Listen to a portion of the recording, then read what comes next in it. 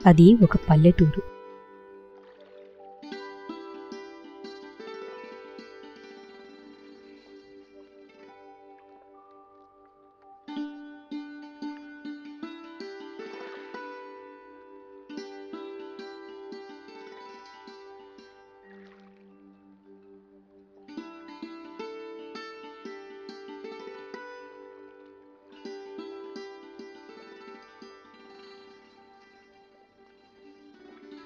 ఆ ఊర్లో ఒక ముసలి వ్యక్తి ఉండేవాడు. అతడికి 4 కొడుకులు. వయసు మీద పడటంతో ఆరోగ్యం క్రమక్రమంగా క్షీణించసాగింది. తాను చనిపోయేలోగా తన పిల్లలకి మంచి మాటలు చెప్పాలనుకున్నాడు. అతడు తన 4 కొడుకులని పిలిచాడు. అతని చుట్టూ అతని 4 కొడుకులని చూసి, చూడండి, నా జీవితం చివరి దశలో ఉంది.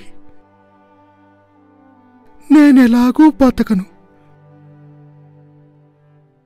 కానీ మీరు 4 సఖ్యంగా ఉండండి అని నౌకర్ని పిలిచాడు. ఒరేయ్, కొన్ని కట్టెలు కట్టి తీసుకురా అని చెప్పాడు.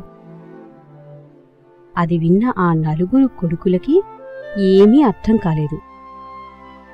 ఇప్పుడు ఆ కట్టెల మోపు ఎందుకా అని వారిలో వారే అనుకున్నారు. ఇంతలో నౌకరు కట్టెల మోపును తెచ్చాడు. అప్పుడు ఆ ముసలివాడు తన పెద్ద కొడుకుని పిలిచి, ఒరే పెద్దవాడా,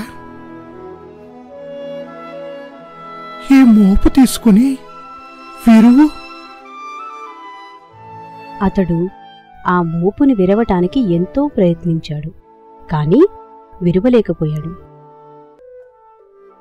ముసలివాడు మిగిలిన 3 కొడుకులని కూడా ఆ మోపును విరవమన్నాడు.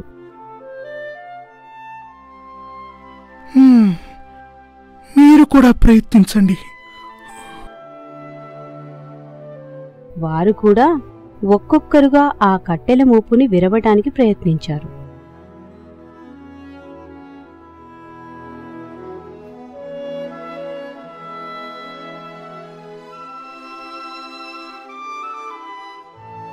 కాని అది ఎవ్వరి వల్ల కాలేదు.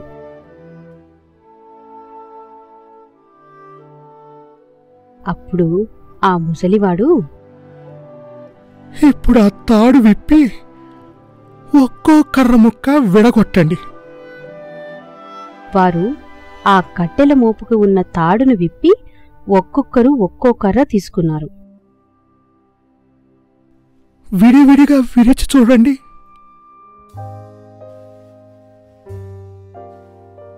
అందరూ తలో కర్ర తీసుకుని విరిచారు.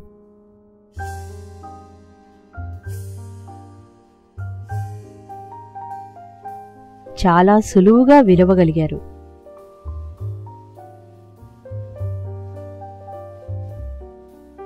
అది చూసిన ఆ ముసలి వ్యక్తి, మీకర్థమైందనుకుంటాను.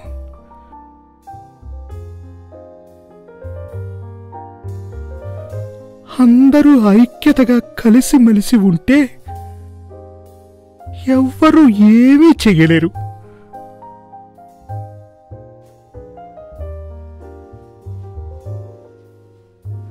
ఎవరికి వారుగా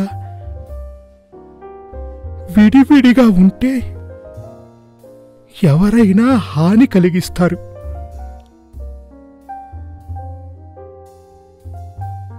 అది అర్థం.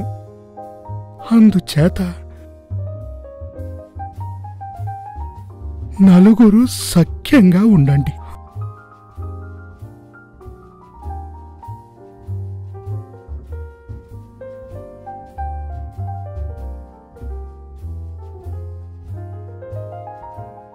సూర్యకాంతితో ఆ పచ్చని ప్రదేశమంతా ఎంతో అందంగా కనిపిస్తోంది.